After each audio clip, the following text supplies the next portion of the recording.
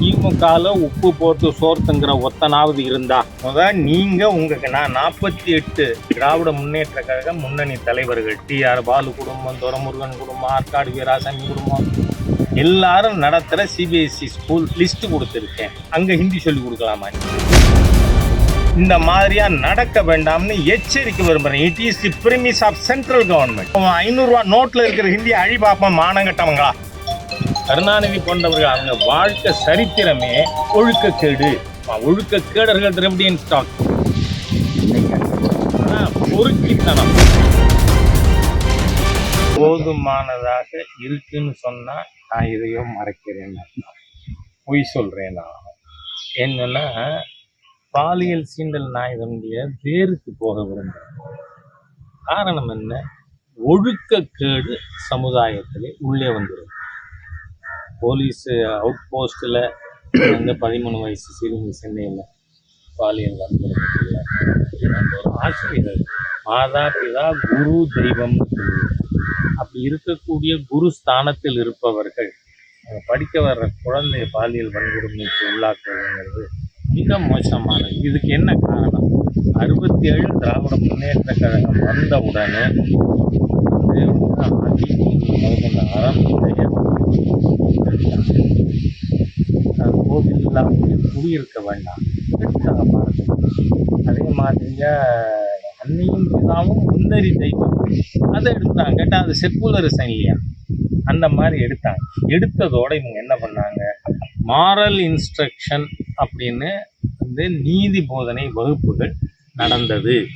அப்போதான் அது ரொம்ப பெரிய துரதிருஷ்டசாலி. ஏன்னு சொன்னால் 6ஆம் கிளாஸுக்கு நான் போகிறேன், இந்த திராவிடியன் ஸ்டாக் ஆட்சிக்கு வந்து இதெல்லாம் அழிச்சிருச்சு. ஆகவே அழிவு சக்திகள் ஆட்சிக்கு வந்த நேரத்தில் நம்ம வந்து ஸ்கூலுக்கு போக வேண்டிய ஒரு சூழ்நிலை.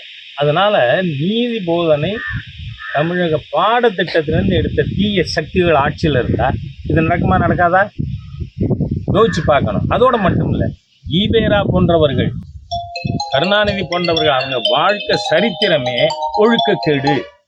அதுக்கு புத்தகம் எனக்கு 1000 சொல்ல முடியும், ஏற்கனவே சொல்லியிருக்கேன். I don't want to repeat.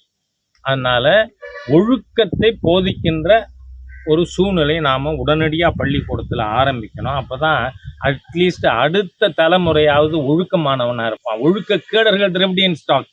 அதனால் நடக்குது. அதே தமிழக அரசாங்கம் இது செய்யலைன்னா தமிழகத்தில் சட்டப்படிக்கான ஆட்சி இல்லை என்கின்ற முடிவுக்கு வர வேண்டியிருக்கும்.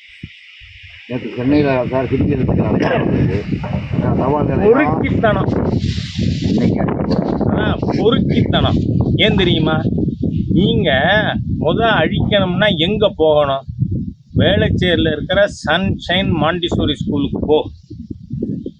அங்க இதுக்கு முன்னாடி உட்காந்து திமுகல உப்பு போட்டு சோர்த்துங்கிற ஒத்தனாவது இருந்தா நீங்க உங்களுக்கு நான் 48 திராவிட முன்னேற்ற கழக முன்னணி தலைவர்கள் TR பாலு குடும்பம், துரைமுருகன் குடும்பம், ஆற்காடு வீராசாமி குடும்பம் எல்லாரும் நடத்துற CBSE ஸ்கூல் லிஸ்ட் கொடுத்துருக்கேன்.